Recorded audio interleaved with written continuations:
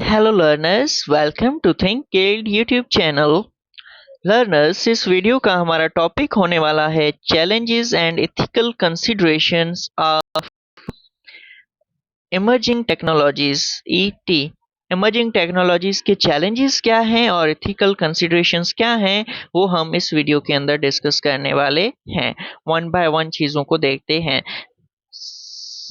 सबसे पहले यहाँ पे चीज आ जाती है डिजिटल डिवाइड। अच्छा, डिजिटल डिवाइड से मतलब ये है कि unequal access to technology and internet connectivity. अगर हम बात करते हैं हमारे पास रूरल एरियाज की, रूरल एरियाज जो कि एक तो रूरल एरियाज हैं, विलेज साइड एरियाज हैं, और दूसरे अर्बन एरियाज हैं, सिटी टाइप जो हमारे पास एरियाज हैं, अर्बन एरियाज हैं, वेल डेवलप एरियाज हैं, वो आ जाते हैं। तो हमारे पास हो क्या रहा है, ये अर्बन एरियाज जो सेंट्रलाइज्ड एरियाज हैं और रूरल एरियाज जिन्हें हम पेरिफेरल एरियाज का नाम देते हैं, तो ये हमारे पास जो एरियाज हैं, यहाँ पे अर्बन एरियाज के अंदर टेक्नोलॉजी इंटीग्रेशन, टेक्नोलॉजी तक एक्सेस, इंटरनेट कनेक्टिविटी तक एक्सेस काफ़ी ज़्यादा है। और यहाँ पे जो रूरल एरियाज हैं वहाँ पे ये चीज़ें कम हैं। सो यहाँ पे एक डिवाइड हो रहा है, डिफरेंस क्रिएट हो रहा है, जिसे हम डिजिटल डिवाइड का नाम देते हैं। सो डिजिटल डिवाइड जो है, ये हमारे पास एक चैलेंज आ जाता है टेक्नोलॉजी इंटीग्रेशन के अंदर। इमर्जिंग टेक्नोलॉजीज के अंदर भी यही चीज़ अप्लाई होती है। सो डिजिटल डिवाइड एक इशू है। यहाँ पे आगे सेम बात कंटिन्यू भी हो रही है। स्टूडेंट्स इन रूरल और लो इनकम एरियाज, वो रूरल एरियाज हैं, विलेज साइड एरियाज हैं या लो इनकम एरियाज हैं, वहाँ पे क्या हो रहा है, उनके पास डिवाइसेस नहीं है या उनके पास स्टेबल इंटरनेट कनेक्शन नहीं है, जिसकी वजह से वो मॉडर्न जो हमारे पास डिजिटल लर्निंग है वो नहीं कर पाते। और इससे ये हमारे पास होता है कि जो हमारे पास अर्बन एरियाज हैं वहाँ के जो लर्नर्स हैं और जो रूरल एरियाज हैं वहाँ के जो लर्नर्स हैं, उनके पास जो एजुकेशनल अपॉर्चुनिटीज हैं, उन एजुकेशनल अपॉर्चुनिटीज के अंदर एक गैप क्रिएट हो जाता है।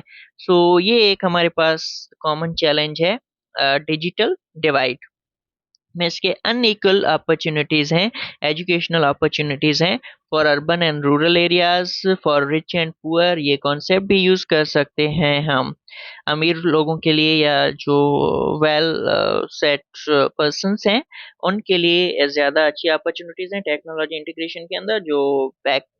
जो पुअर पर्सन्स हैं, मासेस हैं, उनके लिए टेक्नोलॉजी इंटीग्रेशन के अंदर अपॉर्चुनिटीज कम हैं। नेक्स्ट हम देखते हैं कि टीचर ट्रेनिंग नीड्स। अच्छा, ये भी हमारे पास है कि टीचर्स जो है वो ट्रेंड होने चाहिए।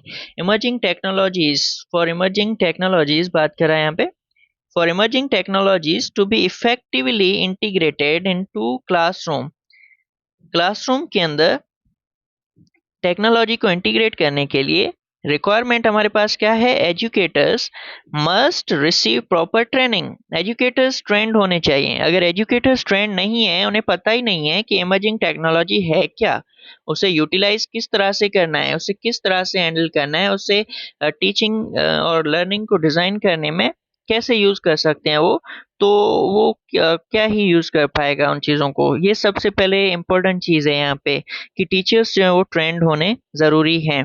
बट यहाँ पे हमारे पास कुछ चैलेंजेस इस तरह से भी हैं कि मैनी टीचर्स में भी अनफेमिलियर। हमारे पास बहुत सारे ऐसे टीचर्स हैं जो अनफेमिलियर हैं विथ एडवांस टूल्स। उन्हें पता ही नहीं है जो रिसेंट टेक्नोलॉजीज हैं उनके हवाले से, वो रिसर्च नहीं करते, वो चीज़ों को देखते नहीं। इसलिए जो एडवांस टूल्स हैं उनसे अनफेमिलियर हैं, और एडवांस टूल से अगर अनफेमिलियर हैं, उन्हें यूज़ करने का नहीं पता, तो वो बेसिकली अपनी जो टीचिंग एंड लर्निंग है उसको इम्प्रूव नहीं कर पा रहे होते हैं।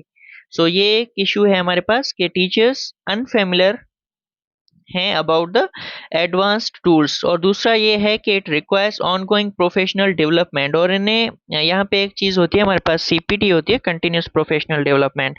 सो वो टीचर्स के लिए ज़रूरी है। पहले हमारे पास टीचिंग मेथोडोलॉजीज के अंदर वो चीज़ आ गई, अभी टेक्नोलॉजी बहुत कॉमन है तो टेक्नोलॉजी पे ज़्यादा फोकस करके कंटिन्यूस प्रोफेशनल डेवलपमेंट पर वर्क करना चाहिए। इससे ये होगा कि उनकी जो प्रोफेशनल ट्रेनिंग की जाए टीचर्स की, उससे वो कॉन्फिडेंटली और एफिशिएंटली टेक्नोलॉजी को यूज़ कर पाएँ। ये चीज़ हमें करनी होगी। टीचर्स की ट्रेनिंग जो है वो नीडेड है।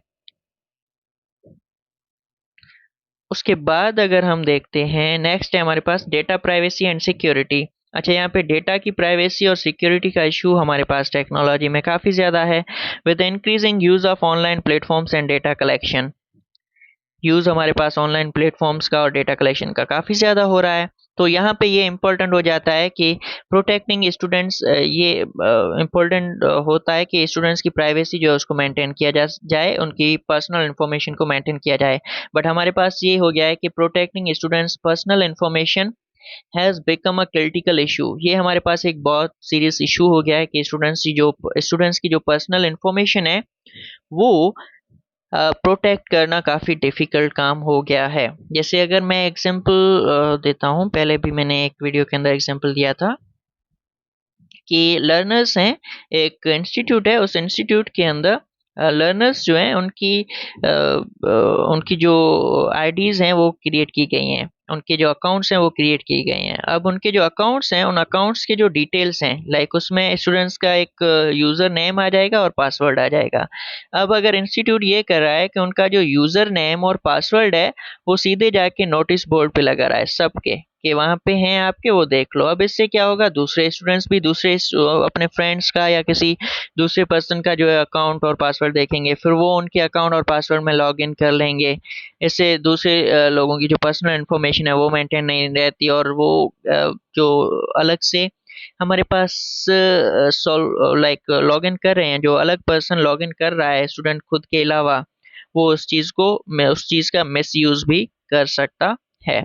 सो डेटा प्राइवेसी को हैंडल करना काफ़ी डिफिकल्ट हो जाता है यहाँ पर।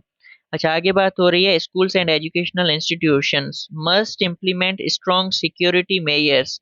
स्ट्रॉन्ग सिक्योरिटी मेजर्स को फॉलो करना चाहिए to prevent data breaches and cyber attacks. इन चीज़ों को हैंडल करने के लिए सिक्योरिटी हाई लेवल पे होनी चाहिए। और दूसरा, स्पेशली जो स्टूडेंट्स के हवाले से है, तो वहाँ पे ये हो सकता है कि सिक्योरली हर स्टूडेंट को इंडिविजुअली उनके पासवर्ड्स, यूजर नेम बताए जाएं, ये चीज़ हो सकती है। और दूसरा ये है कि अकाउंट्स के खुद की जो सिक्योरिटी है उसको स्ट्रॉन्ग किया जाए, फायरवॉल सिस्टम्स जो है उनको स्ट्रॉन्ग बनाया जाए, ताकि डेटा ब्रीचेस और अटैक्स, साइबर अटैक्स जो भी हो रहे हैं उनको रोका जा सके। सो ये हमारे पास डेटा प्राइवेसी और सिक्योरिटी का इशू भी काफ़ी कॉमन है। उसके बाद अगर हम देखते हैं यहाँ पे, over reliance on technology. Technology पे ओवर रिलाई कर रहे हैं हम काफ़ी ज़्यादा डिपेंडेंट हो गए हैं टेक्नोलॉजी पे। ये भी हमारे पास एक चैलेंज है। While technology can enhance learning, हमारे पास टेक्नोलॉजी लर्निंग को इनहेंस कर रही है। Excessive dependence on it may reduce students critical thinking. लेकिन अगर हम इस पे ज़्यादा से ज़्यादा जो है वो डिपेंड कर रहे हैं, तो स्टूडेंट्स की हमारी जो क्रिटिकल थिंकिंग है, हमारी जो क्रिएटिविटी है, हमारी जो इंटरपर्सनल स्किल्स हैं वो कम होंगी। इंटरपर्सनल स्किल्स, क्रिएटिविटी और क्रिटिकल थिंकिंग, और ये हमारे पास काफ़ी नेसेसरी स्किल्स हैं। अगर हम ओवरली इन चीज़ों पे डिपेंड करेंगे तो हमारे पास कंटेंट बहुत इजी हमारे पास होके मिलेगा। जब इजी चीज़ें हमें मिलेंगी तो हम क्रिटिकली सोचना जो है वो इतना नहीं, हम इतना क्रिटिकली नहीं सोचते। उस वजह से हमारे पास क्रिटिकल थिंकिंग कम होती है, हम अपना कुछ क्रिएट नहीं करते क्योंकि हमें बनी बनाई चीज़ें मिल रही हैं, तो क्रिएटिविटी का यूज़ नहीं कर सकते, करते नहीं हैं। और इंटरपर्सनल स्किल्स जो हैं वो भी हमारी वीक होती हैं। So over reliance on technology, ये भी एक इशू है, ओवरली डिपेंडेंट हो गए हैं हम टेक्नोलॉजी के ऊपर। उसके बाद है जी, a balanced approach is essential to maintain a healthy learning environment. Balanced approach से क्या मतलब है, हम जो है वो बैलेंस्ड अप्रोच से मतलब ये है कि हम टेक्नोलॉजी का भी यूज़ करें और साथ ही साथ जो हमारे पास फिजिकल लर्निंग इन्वायरमेंट्स हैं उनको भी प्रॉपर तरीके से यूज़ करें, उन्हें भी सही से मेंटेन करके चलाएं। इससे हमारे पास क्या होगा, हमारी जो स्किल्स हैं वो भी सही से यूज़ हो रही होगी, और हम टेक्नोलॉजी को इंटीग्रेट करके हमारी लर्निंग एक्सपीरियंसेस को भी इम्प्रूव कर रहे होंगे। हमें टेक्नोलॉजी को as a learning source use करना है, नॉट के कंप्लीट लर्निंग इटसेल्फ। तो ये हमारे पास था ओवर रिलायंस ऑन टेक्नोलॉजी, एक चैलेंज। उसके बाद हमारे पास है स्टूडेंट डिस्ट्रैक्शन। डिस्ट्रैक्शन काफ़ी ज़्यादा है टेक्नोलॉजी की वजह से। डिस्ट्रैक्शन किस तरह से, अगर यहाँ पे हम बात करें, डिस्ट्रक्शन में बात हो रही है, the use of mobile phone and digital devices in classrooms can sometimes lead to distraction. Classroom के अंदर भी अगर मोबाइल फोन यूज कर रहे हैं स्टूडेंट्स, या क्लासरूम के बाहर भी यूज कर रहे हैं, तो वहाँ पे डिस्ट्रैक्शन काफी ज्यादा होती है। डिस्ट्रैक्शन किस तरह से, हर वक्त नोटिफिकेशंस आती रहती हैं, हर वक्त कुछ ना कुछ एडवर्टाइजमेंट्स देखने को मिलती रहती हैं जो बच्चों को डिस्ट्रैक्ट करती हैं, और काफी वो एक मैनिपुलेट करती हैं। लर्नर्स जो है वो उस चीज़ की तरफ चले जाते हैं। स्टूडेंट्स जो है उन एडवर्टाइजमेंट्स को देखते हैं, कोई मैसेज आ गया तो चलो उस मैसेज को रिप्लाई दे दिया, इस तरह की चीज़ें होती रहती हैं। डिस्ट्रैक्शन काफ़ी ज़्यादा हो गई है स्टूडेंट्स के अंदर टेक्नोलॉजी की वजह से। सो ये भी एक इशू है हमारे पास। अच्छा, उसके बाद बात ये हो रही है कि without proper guidance and monitoring, अगर प्रॉपर गाइडेंस नहीं है और प्रॉपर मॉनिटरिंग नहीं है तो स्टूडेंट्स में लूज फोकस, स्टूडेंट्स अपना फोकस नहीं कर पाएंगे चीज़ों पे, लेक्चर्स पे फोकस नहीं कर पाएंगे, लर्निंग पे फोकस नहीं कर पाएंगे, और साथ ही साथ उनकी रिड्यूस्ड अटेंशन होगी, leading to reduce attention span. Attention time जो है वो कम होगा। वैसे भी हमारे पास चंद सेकंड्स के अटेंशन, लाइक एक पर्टिकुलर नंबर तो मेरे माइंड में अभी नहीं है, लेकिन रिसेंट जो रिसर्च की गई थी तो उसमें ये था कि जो आर्टिफिशियल इंटेलिजेंस को यूज़ कर रहे हैं उनकी 3 से 4 सेकंड तक की जो अटेंशन जो स्पेन है वो कम हो गई है। एवरेज जो अटेंशन स्पेन है उसकी बात हो रही है। एंड साथ ही साथ engagement in learning activities, engagement learning activities के अंदर एंगेज होना भी कम पसंद करेंगे लर्नर्स। सो ये हमारे पास कुछ चैलेंजेस हैं of emerging technologies, challenges and ethical consideration of emerging technologies. इस वीडियो के लिए हमारे पास यही था। बाकी की चीज़ें हम नेक्स्ट वीडियोस के अंदर देखेंगे, और अगर आपका कोई क्वेश्चन हो, किसी भी तरह का कोई सवाल हो, तो आप कमेंट सेक्शंस के अंदर पूछ सकते हैं, मैं वहाँ पे जवाब दे दूँगा। So thank you.